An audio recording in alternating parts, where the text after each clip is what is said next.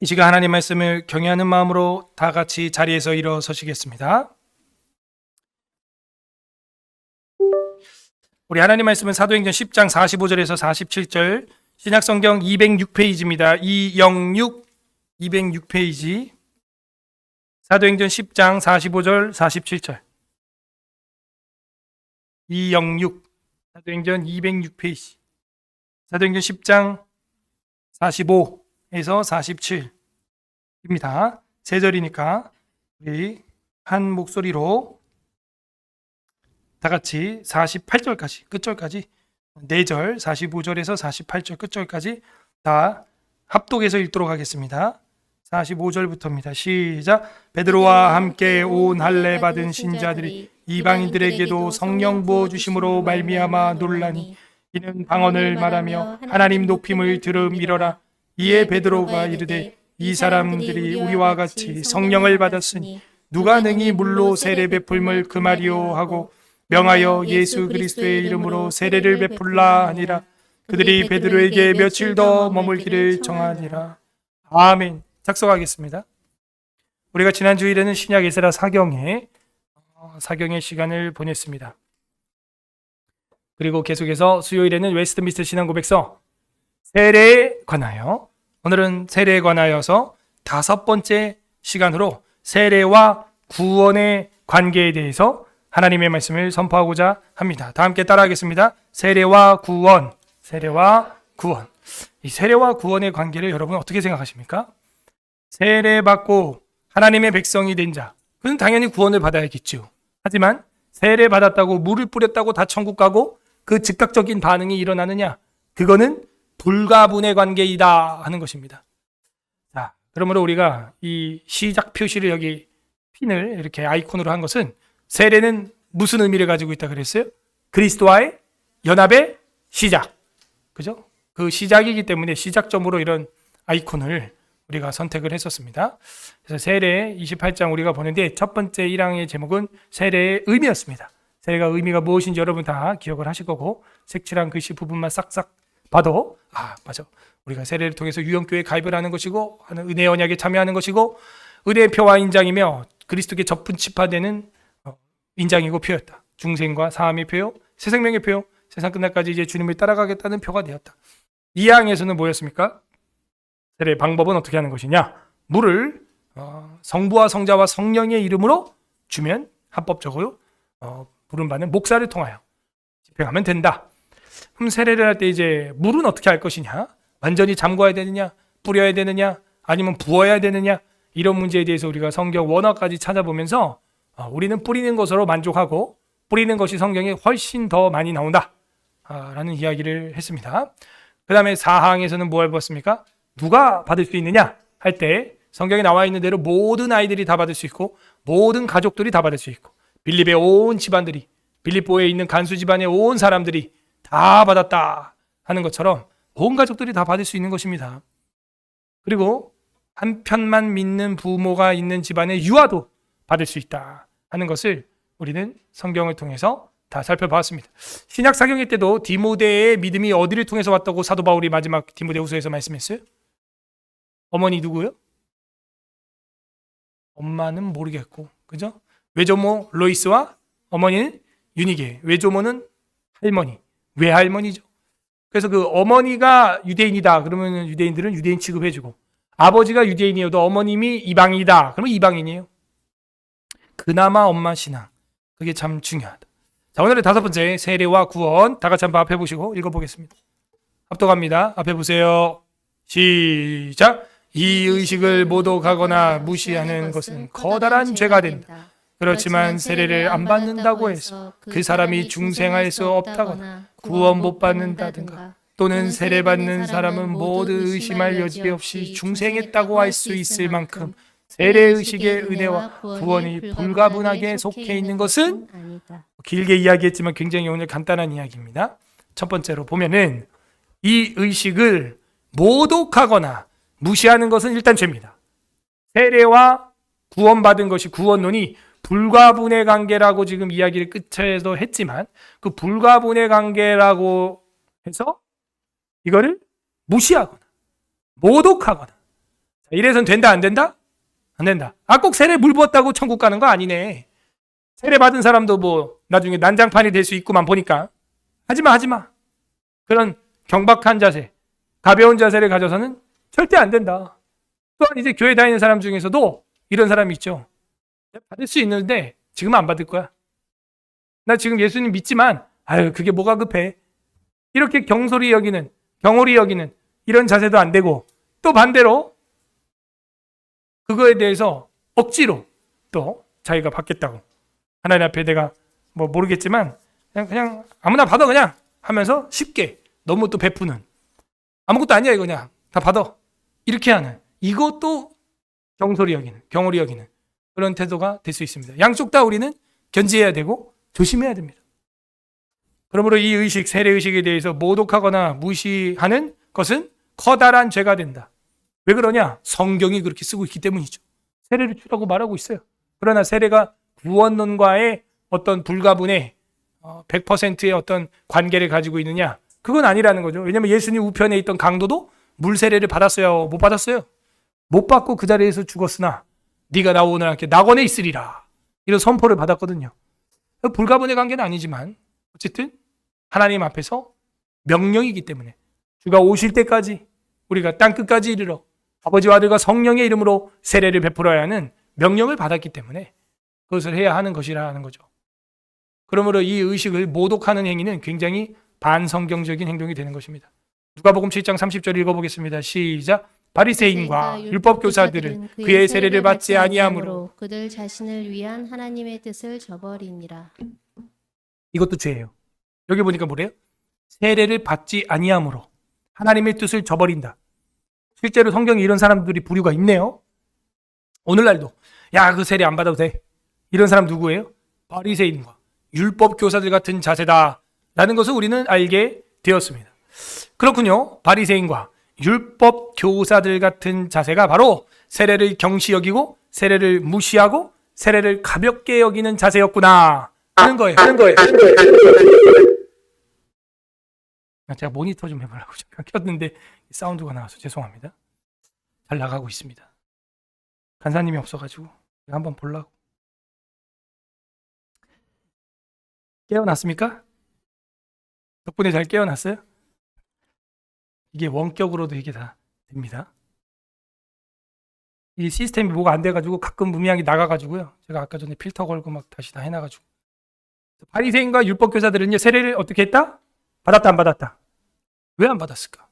그 마음에 교만해서, 그 마음에 오만해서 받고자 하는 마음이 전혀 없었던 것이었다. 그래서 여러분들이요, 세례를 무시하거나 경시 여길 때는 이 누가복음 7장 30절을 탁 꺼내주세요. 입이 탁 다물어질 겁니다. 그러니까 여러분의 변증이라고 하는 건 결국에는 성경을 통해서 변증이 돼야지, 성경이 없이 되는 변증은 그거는 여러분의 개인적인 소견에 불과한 거예요. 그렇구나. 세례를 받지 아니하므로 그들의 자신을 위한 하나님의 뜻을 저버릴 수도 있구나. 세례를 받아야 한다 하는 거죠. 다음 주에는 우리 한종현 씨가 입교를 이제 하게 되는데 여러분들이 기도를 많이 해주시고, 오늘 어떻게 나왔지? 수요일인데 하니까 기도를 많이 해주시고 부조도 많이 해주시고 그러면 되겠습니다. 아셨죠? 네. 우리 예전에 입교했던 성인식 했던 분들만큼 한미천 마련할 수 있도록 여러분 함께 부조를 힘써 주시고, 당사자는 주님 앞에 두려운 마음으로 청지기 의식으로 이제 청지기가 되었음을 깨닫고 잘 경영하고 관리하는 그런 법을 배우시기 바랍니다. 그래서 이 세례와 입교와 이런 의식들이 우리에게는 굉장히 성경적이고 중요하고 주님께서 우리에게 명령해 주신 것이었다 하는 겁니다. 그러므로 모독하는 행위 조심해야 되고 주의해야 된다. 우리도 그렇게 빠질 수 있어요. 그래서 모독하거나 무시하는 것은 커다란 죄가 된다. 이 작은 죄가 아니라네요. 커다란 죄다. 출애굽기 4장 24절에서 26절, 여러분 24절 한번 읽어보세요. 시작. 모세가 길을 가다가 숙소에 있을 때 여호와께서 그를 만나사 그를 누구를 죽이려고 했다는 거예요? 여호와 하나님이. 모세가 길을 가다가 숙소에 있을 때, 그래서 모세를 죽이려고 했다는 거예요. 여호와께서. 왜 그랬냐? 사모님, 십보라 사모님, 여기 봐요. 십보라가 돌칼을 가져다 그 아이의 표피를 베어가지고 발 아래 갖다 대며 이르되 당신은 참으로 내게 피난편이로다 하니 여호와께서 그를 놓아주신지라. 누구를 놓아줬대요? 모세를. 아마도 그래서 그 할례를 행하기 전까지 계속 모세가 죽으려고 그랬나 봐. 뭐 심장마비가 왔든지 막 목이 쫄렸는지 저혈당이 왔는지 근육마비가 왔는지 뭐 반신불수가 됐는지 막 발작을 했는지 그래가지고 돌칼을 가져다가 할례를 했다 이거예요. 그때 시포라가 피난편이라 함은 할례 때문이었더라. 그러면은 모세는 할례를 하고자 했는데 누가 할례하지 말자고 했었던 거예요? 시포라가 하지 않기를 원했던 거예요. 굳이 왜 그런 의식을 하냐?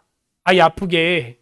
사실 8일 만에 할례를 행하면요 애가 아픈지도 몰라. 그러니까 아픈지 뭔지 기억도 안 나고 그런 없어요. 그때 하라는 이유가 있는 거예요. 하나님이다. 탯줄 떨어지고 나서 할례를 하라는 건데 그거 안 하고 있다가 아이가 죽으려고 한 게 아니고요. 모세가 죽을 뻔했어요. 그러므로 그 아이에게 믿음과 소망과 사랑을 상속하지 않을 때는요 그 부모에게 이런 큰 죄가 되고 벌이 온다는 사실을 부모들은 깨달아야 돼. 아이가 뭔 죄예요? 부모가 문제예요. 그러므로 모세가 시보라 말을 듣다가 하나님 말씀을 어겨버리는 그런 일이 있어요. 그래서 아까도 제가 여자의 신앙에 대해서 이야기했는데 여기도 문제가 뭐야? 모세가 문제가 아니에요. 시보라가 문제예요. 시보라를 보라. 왜 하나님의 계명을 어겨서 할례를 행하지 아니하던가? 불세출의 종 모세 사모님이라면 당연히 우리는 했을 거라고 생각하죠. 그렇지 않아요. 이게 인간입니다.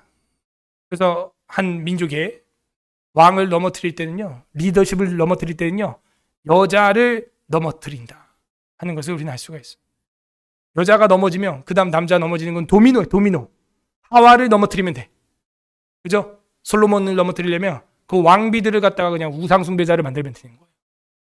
여러분 집안에 항상 이 여자가 잘 들어와야 됩니다. 우리 한국 속담에도 있어요. 여자가 며느리가 잘 들어와야 된다고. 근데 우리 기독교는 세상적인 관념에서의 며느리가 아니고 믿음의 딸들이 되기를 바랍니다. 믿음의 딸들이 들어와야 한다. 우리 남자들도 누구랑 결혼해야겠어요? 믿음 있는 사람이랑 결혼하시기 바랍니다. 아멘한 사람만 그렇게 될 것입니다. 여호와께서 그를 놓아주셨다. 언제? 그것을 행하고 나서. 안타깝죠? 내가 하나님 말씀을 들으면 하나님의 종이고 사람의 말을 들으면 사람의 종이 될 것이다 했던 베드로와 요한의 말을 우리는 기억해야 됩니다. 그러므로 이 의식, 할례와 정결하게 하는 세례 의식은 하나님께서 명령하신 것이지 어떤 사람에게서 난 것이 아니다. 그렇기 때문에 이거는 큰 죄가 된다. 그렇지만 세례를 안 받는다고 해서 그 사람이 거듭나지 못한다거나 중생할 수 없다거나 구원 못 받는다든가 그 사람이 세례받는 사람은 모두 의심할 여지 없이 중생했다고 할 수 있을 만큼 세례의식의 은혜와 구원이 불가분하게 속해 있는 것은 아니다. 너무 길게 한 문장을 번역을 해놨어요. 무려 5줄이나 됩니다. 그렇지만 세례를 안 받았다고 해서 그 사람이 중생할 수 없다거나 자 요거 때문에 내가 세례 안 받았다고 해서 중생 안 한 거 아니야. 나 언제든지 받을 수 있어. 나중에 받을 거야. 라는 태도 그거는 이제 무시하는 죄가 되는 거예요. 첫 번째 말했던 거. 그죠? 그리고 아직 믿음도 없는데 막 나한테도 물 뿌려 막 이러면서 하는 것도 역시 그것도 경솔한 그런 태도가 되는 것이다 하는 것이죠.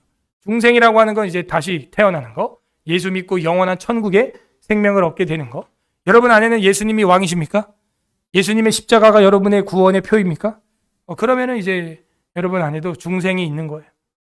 로마서 4장 11절 읽어보세요. 시작. 그가 할례 표를 받은 것은 무할례 시의 믿음으로 된 의를 인친 것이니 이는 무할례자로서 믿는 모든 자의 조상이 되어 그들도 의로 여기심을 얻게 하려 하심이라. 아멘. 그러므로 이 중생의 표는 아니다 라는 거예요. 세례가. 왜냐? 할례도 그랬듯이 그가 할례 표를 받은 것은 무할례 시의 믿음으로 된 의를 나중에 표시한 거다.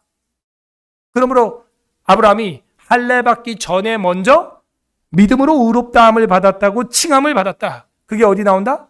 창세기 15장에 할례는 17장 뒤에 나오고 그러므로 먼저 마음으로 믿어서 마음이 변화받은 게 먼저였다. 그리고 나서 그 믿음으로 된 의를 인치는 것으로 그 표로 몸에다가 할례를 한 거다. 우리는 그 표로 세례를 한다. 세례를. 할례 완성이죠. 마음의 할례, 세례.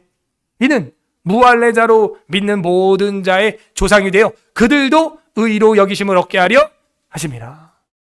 그러므로 우리도요, 마음으로 믿어진 사람들은 이제 물로써 표, 물로써 사인, 물로써 표를 해주면은 된다. 도장이요, 그것은 인이다, 표다 했던 그 세례의 첫 번째 내용들을 우리는 여기서 보게 됩니다.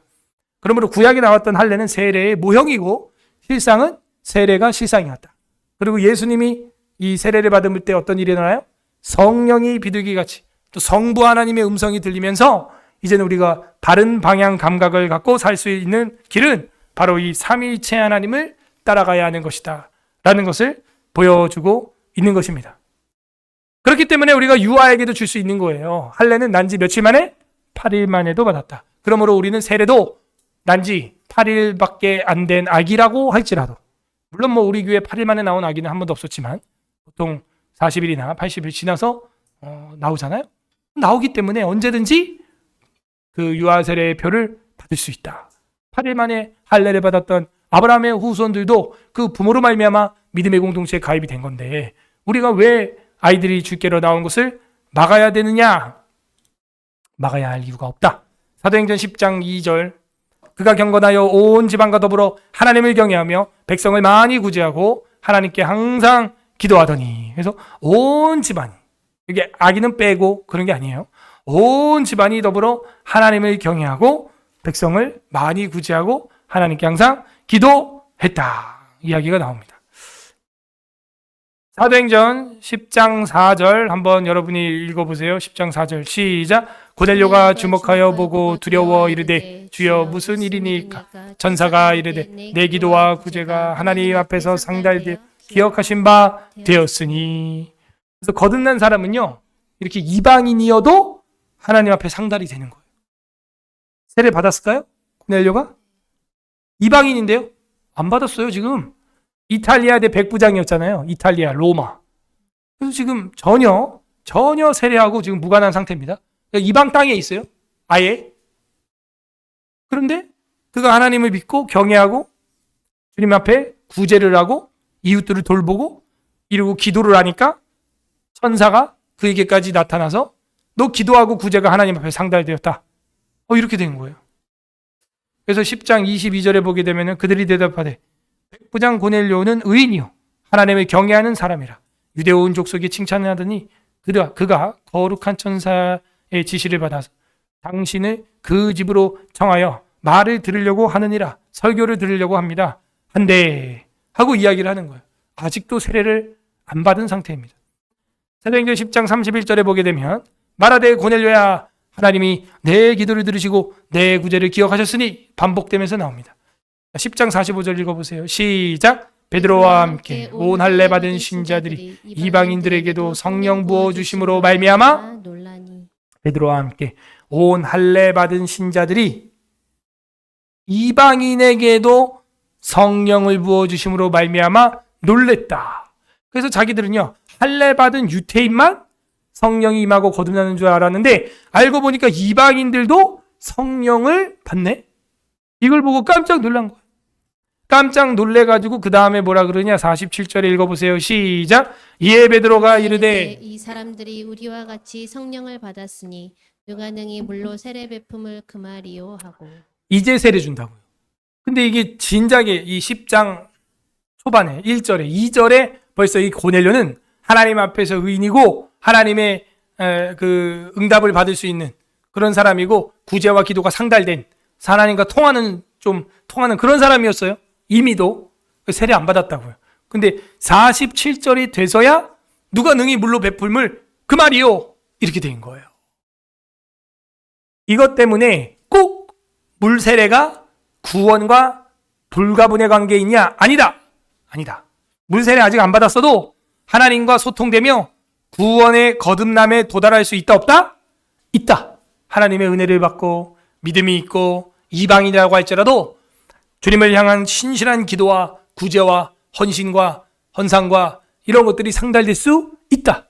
세례는 나중에 받아도 된다. 몰랐으니까. 그래서 성령으로 거듭나고 충만하고 그리고 나서 이제는 말씀을 듣고 세례를 온 가족이 받게 됩니다.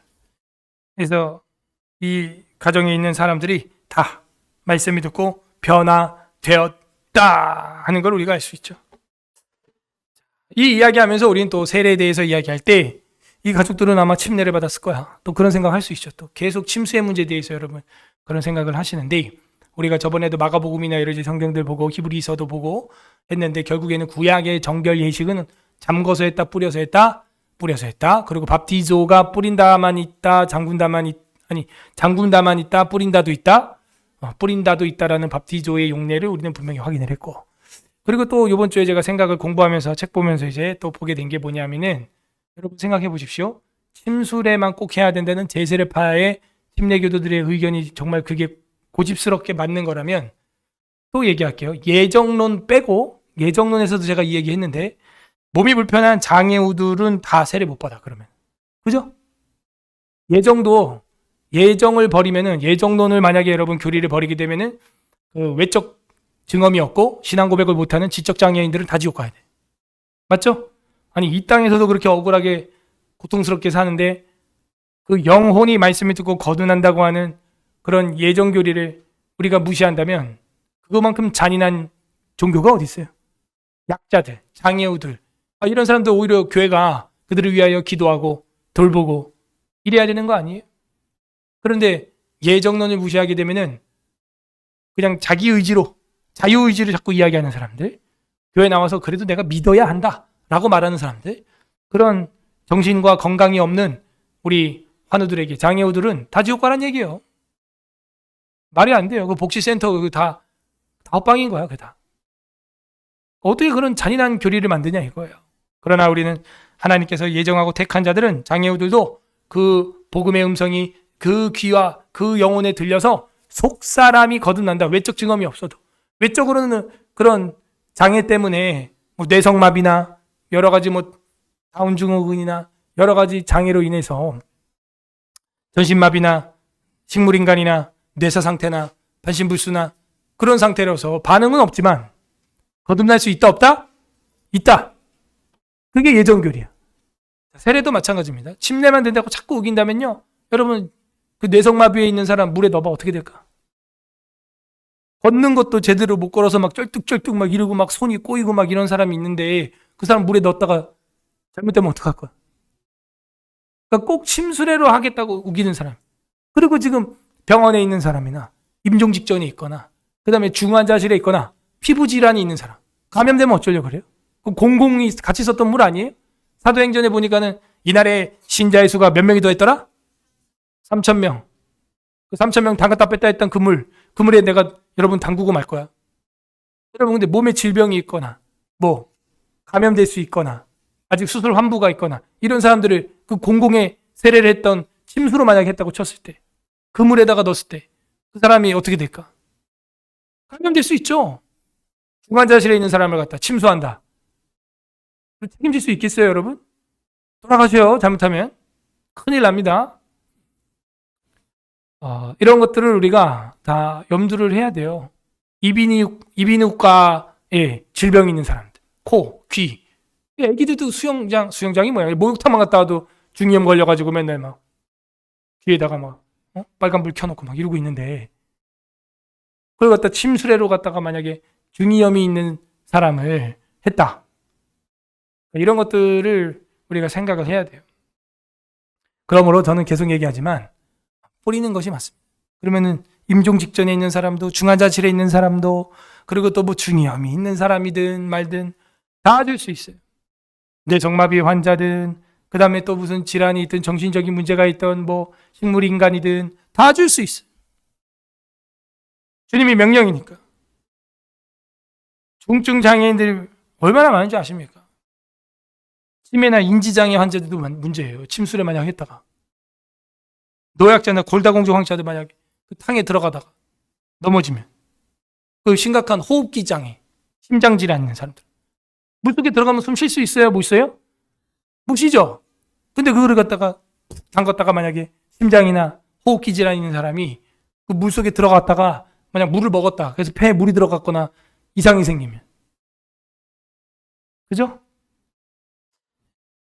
수술 직후에 회복 중인 사람이나 선천적으로 몸에 인공장치가 있는 사람들이거나 그 인공장치를 통해서 호흡을 해야 되는 사람들. 세례 주지 말라는 거예요? 침수만 해야 된다면? 면역이 저항인 사람, 항암 치료 중이거나 장기 이식 후에 면역이 억제 제제를 사용하는 환자 등이 물에 들어가서 만약 감염되면 어쩌려고 그래요. 그러므로 우리 개혁주의 신학에서는 항상 물을 붓거나 뿌리거나 그래서 뿌리는 의식으로 지금까지 해오고 있다. 이 가족들에게도 전체 다 그 가정에서 그렇게 베풀었다는 거 아니에요. 가정에 무슨 이 당시에 고대 시대에 여러분 집처럼 무슨 욕조가 있거나 어려운 얘기예요, 사실은. 여러분 가정집에 욕조 있는 집이 있고 또 없는 집도 있거든요, 사실은. 근데 이 고대에 벌써 욕조가 있다. 그건 말이 안 되는 거야. 그래서 이것들을 우리가 볼 때 고대 사회에서 물도 귀하고 사실 지금도 동남아 가봐요. 물이 얼마나 귀한데요. 수돗물로 양치했다가 여러분 치석 닦이고요. 그 다음에 그 뱃속에 돌 생겨요. 요로 결석 걸립니다. 생수 다 사 먹어야 되고요. 그렇습니다. 이 당시 얼마나 물이 귀했겠어요, 또. 어쨌든 그렇게 해서 이 세례를 안 받았다고 해서 그 사람이 중생할 수 없다거나 구원을 못 받는다는 건 아니다. 그리고 또 세례를 받는 모든 사람들이 의심할 여지 없이 구원받았다고 할 수 있을 만큼 세례의식이 은혜와 구원에 불가분하게 연결되어 있는 것도 아니다. 뭔지 아셨죠? 그래서 세례를 안 받았다고 해서 그 사람이 거듭나지 않았거나 혹은 세례 받았다고 해서 다 저 사람은 다 천국 갈 거야 라고 하거나 이 둘 다 문제가 있다 없다? 문제가 있다. 문제가 있다. 그러므로 우리는 첫 번째 세례의식을 모독해서는 안 되고 두 번째 이 세례의식을 성실하게 행하되 이것으로써 무슨 구원 받았네 못 받았네 라고 단정 지을 수 있지는 않다.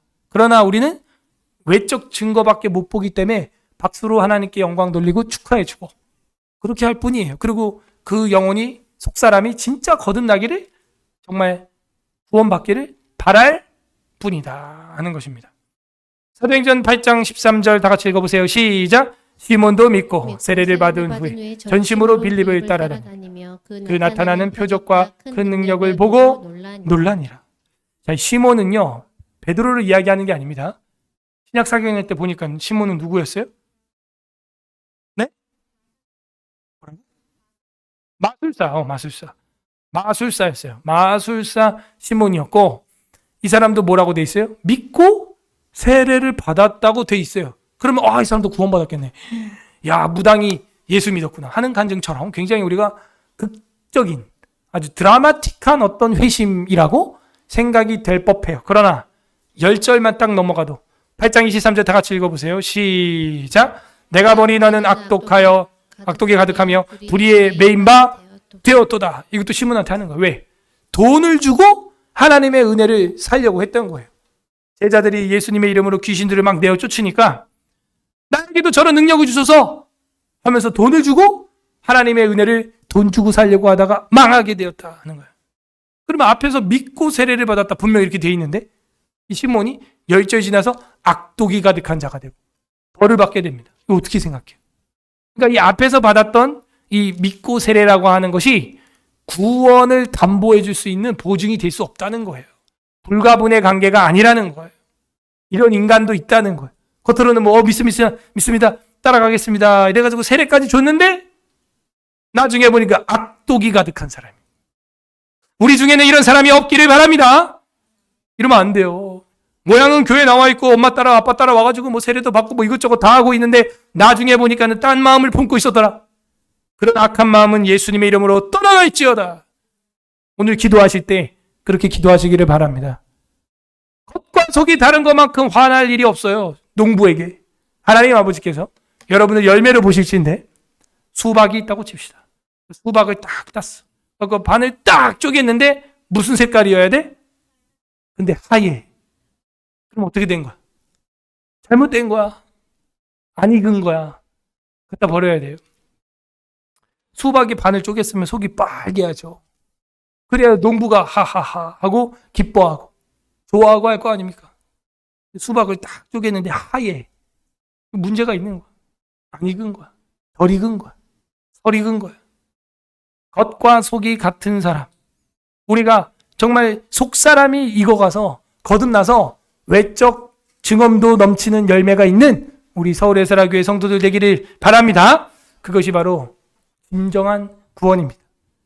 세례를 모독해서는 안 되지만 이 세례가 어떤 구원과 중생의 불가분의 관계에 있는 것은 아니므로 우리는 항상 중심을 하나님 앞에 드리고 최선을 다해서 우리 자녀들에게 세례를 베풀 때도 복음을 전하면서, 그죠? 저도 입교나 뭐 세례나 할 때 시험 그 100문제 다 봅니다. 아이들이 실제로 그거를 그냥 고백하는 정도가 아니라 써내야 돼. 써낼 줄 알아야 돼. 다 주관식이에요. 써내야 돼. 그래서 이 세례와 구원에 대해서 오늘 우리가 살펴보았습니다. 예수 그리스도께서는 바로 이런 세례를 베풀라고 한 거예요. 구원의 세례. 하지만 가룟 유다 같은 사람은 가짜로 받은 거죠. 가짜. 이 마술사 시몬처럼 속에 돈독이 올라 악독이 가득해. 돈 때문에 교회로 오는 거였어. 그러면 이제 마술사 시몬처럼 망하게 되는 것이다. 무너지게 되는 것이다 하는 것입니다.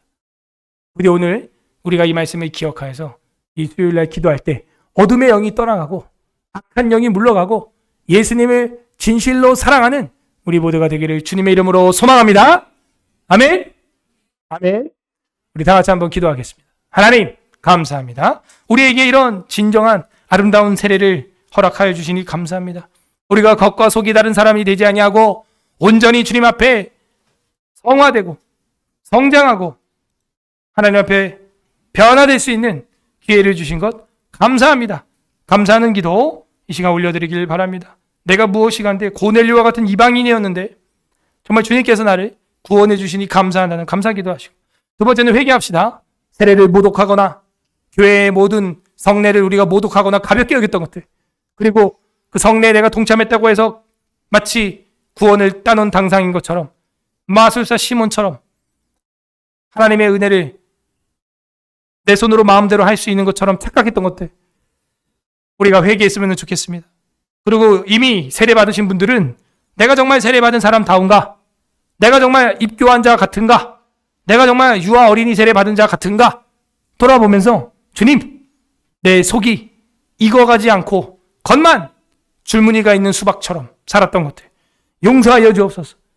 세 번째는 간구하는 기도하시되 주님, 진정한 구원을 베푸는 세례, 정말 세례와 함께 구원이 임하는 성령의 세례가 우리 서울의 세라교회를 통하여 다음 세대에 계속해서 이어지게 해주시고, 이 자리에 아직 세례를 받지 못한 우리 사랑하는 아들, 딸들과 형제자매들, 그 교우들의 마음속에도 중생에 새롭게 하는 역사가 성령으로 말미암아 나타나게 하여 주시옵소서. 위하여 기도해 주시고, 나라와 민족과 또 우리 교회 사역을 위한 기도 제목들과 우리 사랑하는 서울의 세라교회 성도들과 환우들 위하여 여러분 개인 기도까지 다 같이 기도하는 시간 갖도록 하겠습니다. 기도하겠습니다. 하나님 아버지 감사드립니다.